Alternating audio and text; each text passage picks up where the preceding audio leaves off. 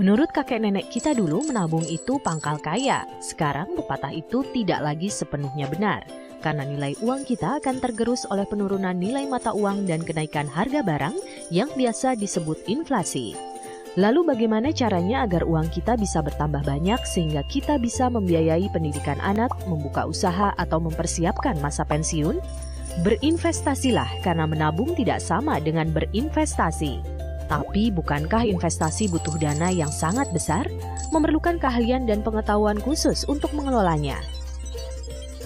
Karena itu, reksadana hadir sebagai instrumen investasi yang murah, mudah, aman, dan menguntungkan bagi investor pemula yang memiliki dana terbatas.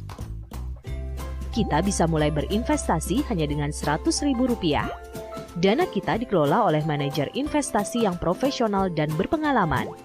Reksadana merupakan produk resmi yang diawasi secara ketat oleh Otoritas Jasa Keuangan Republik Indonesia. Kita juga dapat mencairkan dana investasi kapan saja. Potensi keuntungan investasi di reksadana bisa lebih menguntungkan dari deposito. Apalagi di reksadana, hasil investasi Anda tidak dikenakan pajak. Lalu, apa sebetulnya reksadana itu? Reksadana merupakan kumpulan dana dari berbagai investor yang dikelola oleh manajer investasi dan diinvestasikan dalam berbagai portfolio investasi seperti deposito, obligasi, saham, pasar uang, dan lain-lain.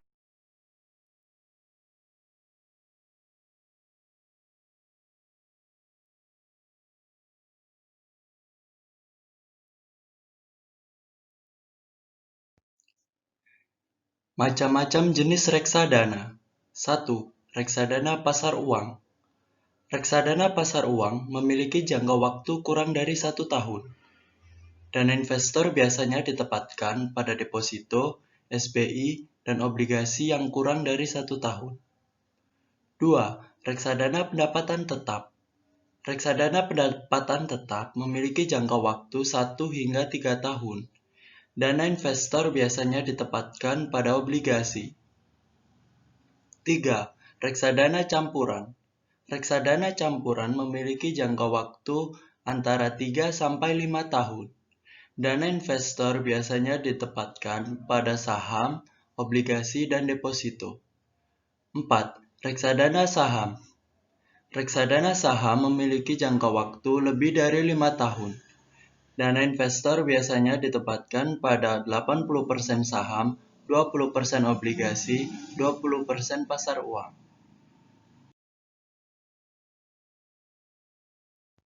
Enam cara berinvestasi reksadana bagi pemula. 1. Tentukan tujuan investasi Anda. 2. Kenali profil risiko Anda. 3. Tentukan lebih dulu jangka waktu investasi. 4. Carilah manajer investasi terpercaya. 5. Gali informasi bagaimana proses uang Anda diinvestasikan. 6. Kenali dan periksa biaya-biaya reksadana. Investasi. Memangnya harus? Tentu saja. Investasi menjaga kehidupan finansial Anda di masa depan terjaga. Namun, bukankah investasi memerlukan modal yang besar? Tidak perlu khawatir, saat ini ada instrumen investasi yang memungkinkan Anda untuk berinvestasi walau dengan modal kecil. Sebenarnya, apa saja yang terlintas di pikiran Anda saat seseorang menyebutkan reksadana? Memusingkan atau merepotkan? Sebetulnya tidak. Jadi, bagaimana sebenarnya cara kerja reksadana? Para investor mengumpulkan dana dalam satu wadah investasi yang kemudian dikelola oleh manajer investasi sesuai dengan tujuan investasinya. Perusahaan manajer investasi memiliki para profesional yang berkualifikasi dan berpengalaman. Manajer investasi akan menginvestasikan dana dari investor ke dalam berbagai instrumen, seperti obligasi, saham, dan pasar uang. Kita semua mengetahui bahwa harga saham dan obligasi dapat naik dan turun dengan sangat cepat. Hal tersebut adalah sesuatu yang tidak dapat kita hindari. Untuk meminimalisir risiko naik dan turunnya saham, manajer investasi akan berinvestasi tidak hanya di satu saham, tetapi pada beberapa saham.